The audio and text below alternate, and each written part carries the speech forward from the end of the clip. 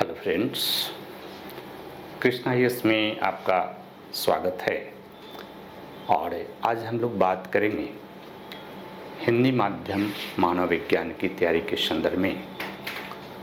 तो इसके पहले हिंदी माध्यम के जो विद्यार्थी हैं उन लोगों के लिए एक स्पेशल जो मैंने सीक्वेंस में बताया था कि पुस्तकों के संदर्भ में मैं आपको वीडियो प्रोवाइड करूंगा, जिन पुस्तकों के माध्यम से आप अपनी तैयारी कर सकते हैं।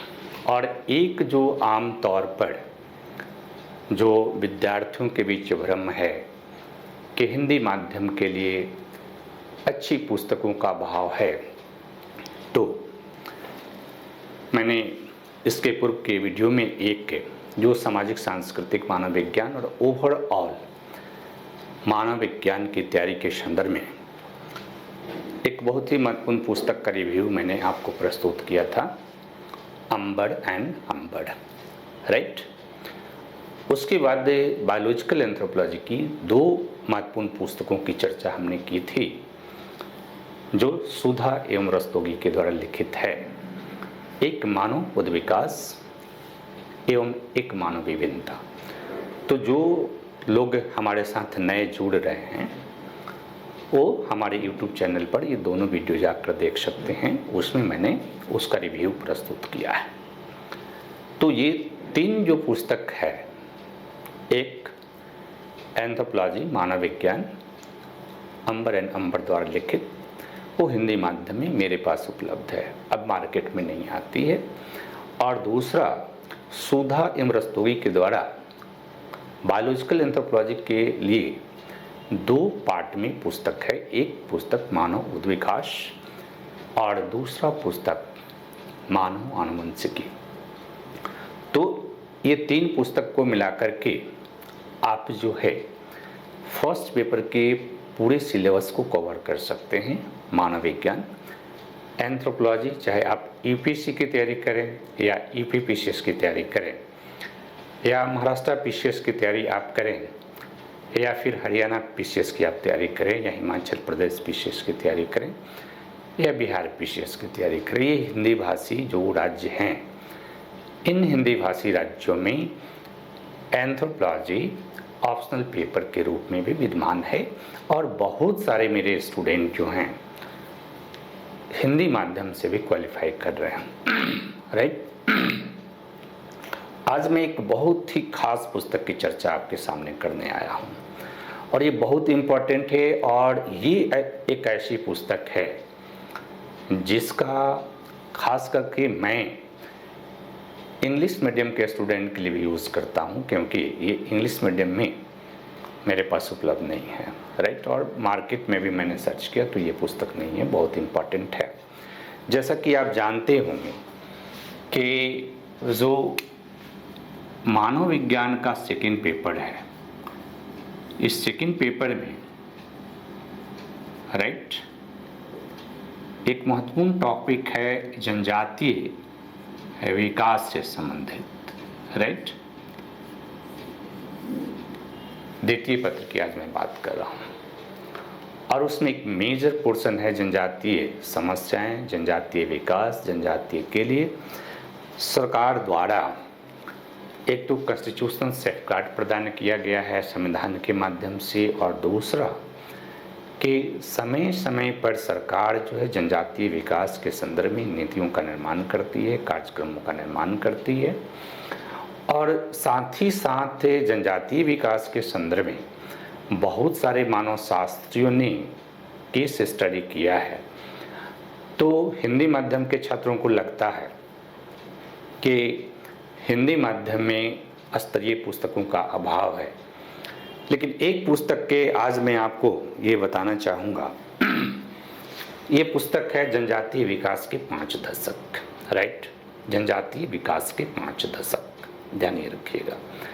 ये पुस्तक के मानव शास्त्री ARN श्रीवास्तव के द्वारा लिखित है और ये पुस्तक इतनी अच्छी है खास करके सिविल सर्विसेज के बच्चों के लिए कि हमारा जो सिविल सर्विसेज की तैयारी है, मैं बार बार ये आपको फोकस करता हूँ कि सिविल सर्विसेज की तैयारी जो है एकेडमिक तैयारी से क्वाइट डिफरेंट है, राइट।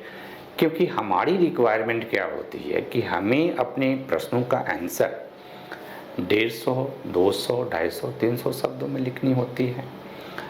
इस स्थिति में हमें एक ऐसी मटेरियल की आवश्यकता है, एक ऐसी पुस्तक की आवश्यकता है जो कम शब्दों में हमें कंटेंट प्रोवाइड करे और जिसमें स्तरीय कंटेंट हो, राइट।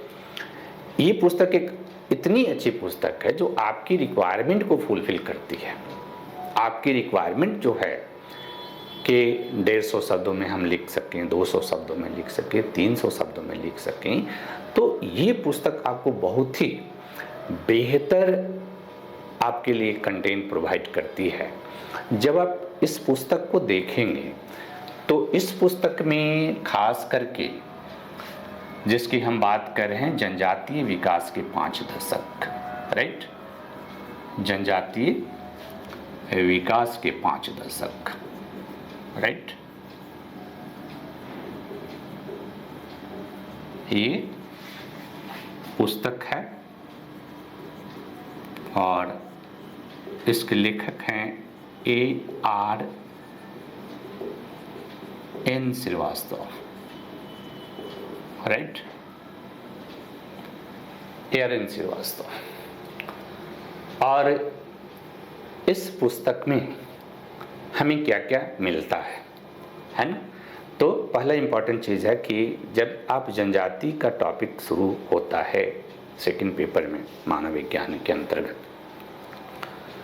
तो उसके अंतर्गत सबसे पहले हम ये जानते हैं कि जनजाति क्या है, कैसे जनजाति को आप परिभाषित करेंगे।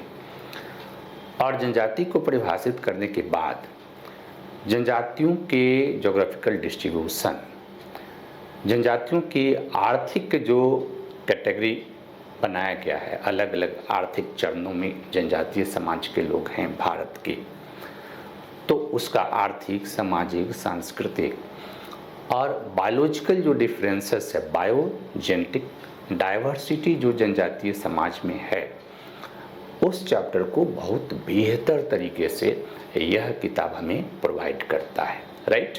यानी आप ये जनजाति की परिभाषा, जनजाति की विशेषता, भारतीय जनजातियों की मैं बात कर रहा हूँ कि भारतीय जनजातियों की क्या विशेषता है, भारतीय जनजातियों का ज्योग्राफिकल डिस्ट्रीब्यूशन और भारतीय जनजातियों का आर्थिक स्तर जो है, जिसमें हम शिकारी संग्रहकर्ता और फिर हम बात करते हैं सेफ्टी कल्टीवेशन की बात करते हैं या एग्रीकल्चर्स की बात करते हैं या पास्टोरलिज्म की बात करते हैं, पशुपालक जनजातियां हैं।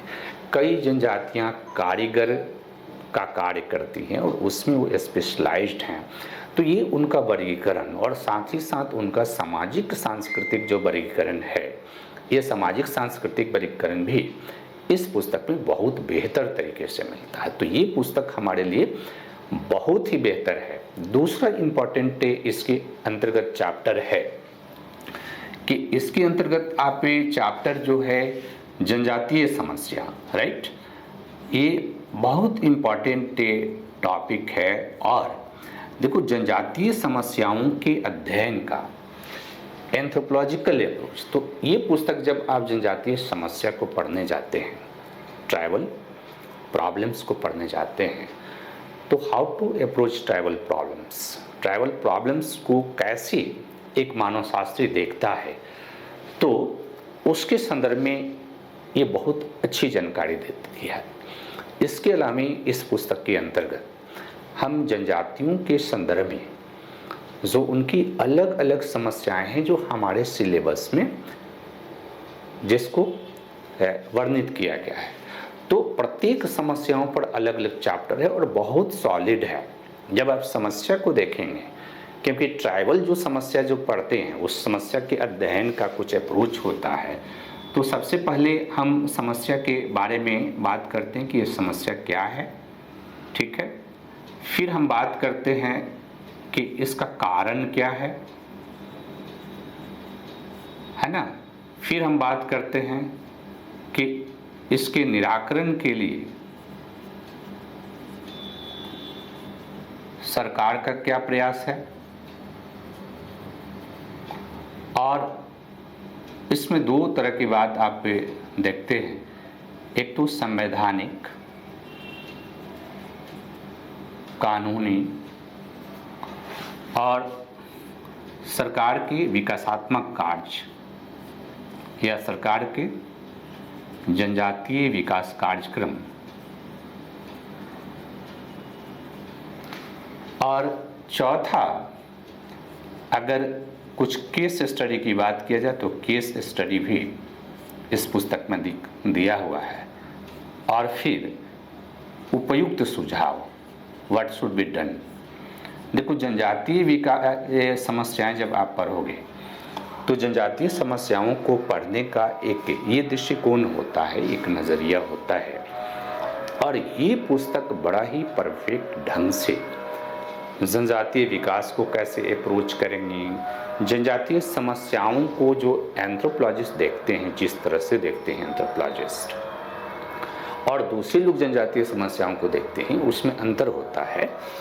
तो एक एंथ्रोपोलॉजिस्ट जनजातीय समस्या को किस प्रकार से देखता है, इस चीज़ की जानकारी जो है इस पुस्तक में दी गई है, और ये पुस्तक बड़ा ही अच्छे तरीके से उनसे टॉपिक को, जो खास करके ट्राइबल्स प्रॉब्लम्स है, उस ट्राइबल प्रॉब्लम्स को डील करता है। दूसरा कि ट्राइबल्स का जब अध्ययन हम करते हैं तो ट्राइबल्स के लिए संवैधानिक प्रावधान, ये जो है कॉन्स्टिट्यूशनल सेफगार्ड का एक टॉपिक है, ठीक है, हमारे सिलेबस में।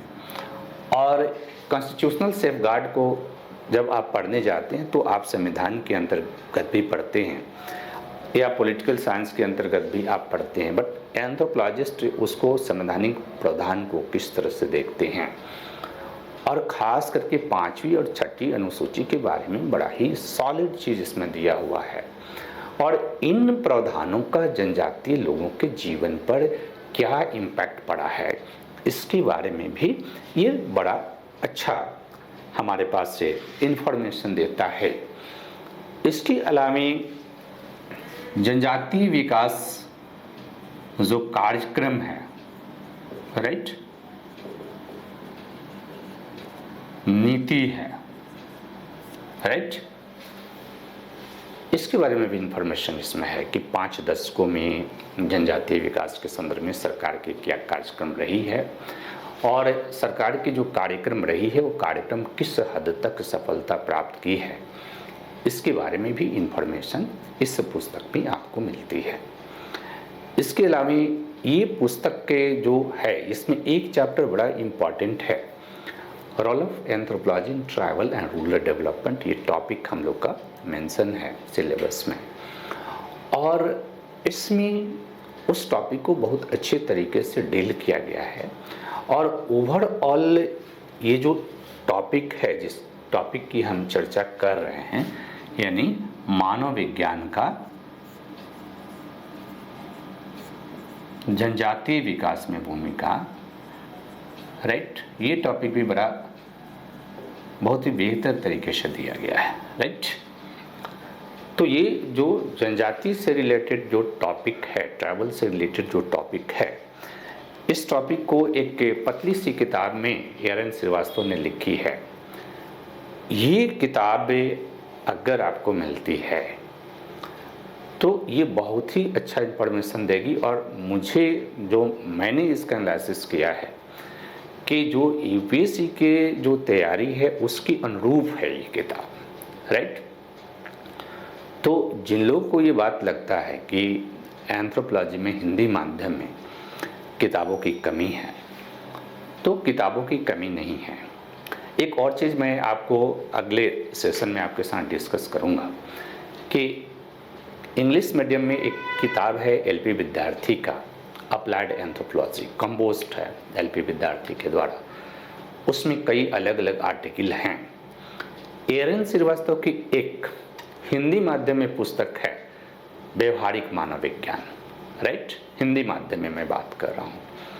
तो उस पुस्तक में भी कई केस स्टडी है जिसकी चर्चा अगली बार अगली जो वीडियो आएगी उसमें हम आप लोग के साथ करेंगे। दरअसल हमारा उद्देश्य क्या है, मैं इस देश में अकेला टीचर हूँ जो हिंदी माध्यम में भी पढ़ा रहा हूँ, है ना। इंग्लिश मीडियम में भी पढ़ा रहा हूँ, हिंदी में भी पढ़ा रहा हूँ।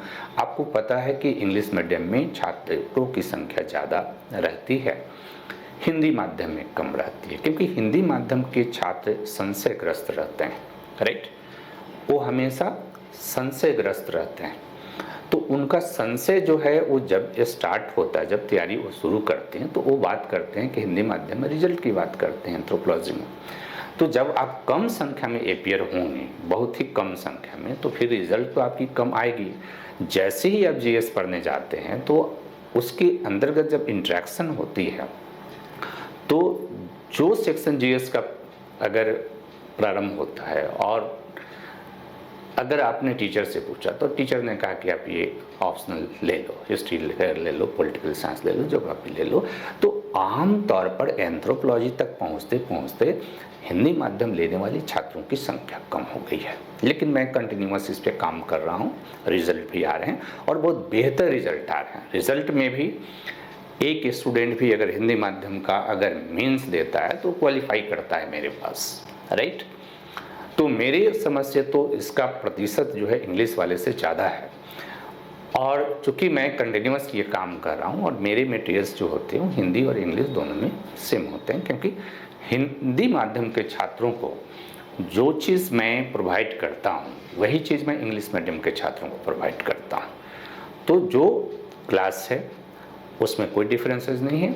ये सीरीज़ मैं सिर्फ उन छात्रों के लिए शुरू किया हूँ जो कुछ छात्र चाहते हैं या उनके मन में ये प्रश्न है कि हिंदी माध्यम में पुस्तक है या नहीं, तो मैं उन छात्रों के लिए ये सीरीज शुरू किया हूँ कि भाई पुस्तकों की कमी नहीं है, आप सर्च करेंगे आपको पुस्तक मिलेगी। और अगर आप हिंदी माध्यम में एंथ्रोपोलॉजी को करते हैं तो आपको कोई समस्या नहीं होगी, कम से कम समस्या नहीं होगी, राइट। ये मैं गारंटी देता हूँ और मेरे साथ जो जुड़ के पढ़ रहे हैं उनको इस तरह की कोई समस्या नहीं है, राइट। तो मैं ऑफलाइन और ऑनलाइन दोनों ही सुविधा मेरे यहाँ है, और जो लोग भी हमारे साथ जुड़ना चाहें वो जुड़ सकते हैं, घर बैठे भी पढ़ सकते हैं। और प्रॉपर तरीके से हम लोग एंथ्रोपोलॉजी को देखते हैं। तो आप पे अगर चाहें तो इस पुस्तक को सर्च करके और आप इसको पढ़ सकते हैं, बहुत अच्छी पुस्तक है। और आपकी जो संशय है ये धीरे धीरे दूर हो जाएगी, क्योंकि अगले सेशन में फिर मैं एक पुस्तक को लेकर आऊँगा जो भारतीय मानव विज्ञान पर केंद्रित होगी, और जो पुस्तक आपको भारतीय मानव विज्ञान की एक बहुत बेहतर तैयारी का कंटेंट प्रोवाइड करेगी। एक और चीज़ इन्फॉर्मेशन दूँ कि भारतीय मानव विज्ञान के संदर्भ में तो इंग्लिश से भी अच्छी अच्छी पुस्तकें हिंदी में ही है जिसका मैं इस्तेमाल करता हूँ, ठीक है। तो आज बस इतना ही। अगर ये वीडियो आपको अच्छी लगी तो आप इसे लाइक कीजिए, शेयर कीजिए और कम से कम हिंदी माध्यम के उन सभी छात्रों के पास पहुंचा दीजिए जो ये सोचते हैं कि एंथ्रोपोलॉजी इंग्लिश माध्यम में बहुत अच्छा स्कोरिंग कर रहा, तो हम क्यों नहीं ले सकते हैं, हमारा क्या लिमिटेशंस है, क्या हिंदी माध्यम में हम एंथ्रोपोलॉजी रख के क्वालिफाई नहीं करेंगे या हमें क्या समस्याएं होगी।